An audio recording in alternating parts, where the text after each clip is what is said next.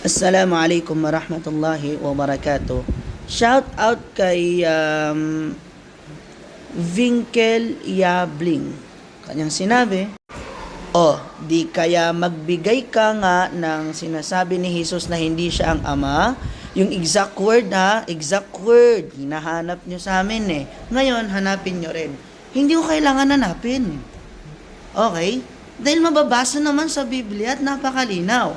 Ni isa kailanman hindi tinawag ni Jesus Christ ang sarili niya na Diyos. Hindi po. Ito mga talata. Una, Marcos chapter 10 verse 18. Ang sabi niya doon, bakit mo sinasabing mabuti ako? Ang Diyos lang ang mabuti, wala nang iba pa. So hindi literal, no? Dahil gusto mo literal. Okay, punta tayo sa Juan 5 chapter 5 verse 30. Sabi doon, wala akong magagawa kung sa sarili ko lang. Humahatol nga ako, ngunit ang aking paghatol ay ayon lamang sa sinasabi ng aking Ama. Kaya makatarungan ang hatol ko. Si Jesus Christ, kaya makatarungan daw kasi ang hatol niya kung ano lang ang hatol na sinasabi sa kanya ng Ama.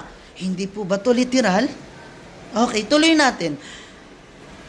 Dahil hindi ang sarili kong kalooban ang aking sinusunod, kundi ang kalooban ng nagsugo sa akin. Propeta siya. Hindi po siya Panginoon. Punta tayo sa Juan chapter 20 verse 17. Ang sabi niya, babalik na ako sa aking Ama na inyong Ama at sa aking Diyos na inyong Diyos. Hindi pa po ba literal? Dagdagan pa natin. Punta tayo sa Juan chapter 17 verse 3. Anong sabi doon? At ito ang buhay na walang hanggan, ang makikilala ka ng tao na ikaw lang ang tunay na Diyos. Ikaw lang ang tunay na Diyos.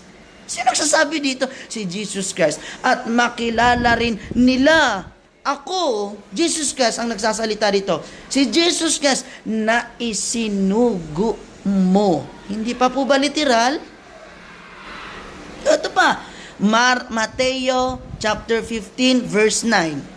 Ano sabi doon? Walang kabuluhan ang pagsamba nila sa akin. Hindi pa rin po ba literal? Kailanman hindi tinawag ni Jesus Christ ang kanyang sarili na Diyos. Tanging ang mga tao ang nagsasabi nito. Ewan ko lang kung hindi nyo pinaniniwalaan ng mga verse na ito, mga minamahal na tagapakinig, bigyan nawa tayo ng malinaw at malawak na pag-unawa ng dakilang tagapaglikha sa ating sariling relihiyon.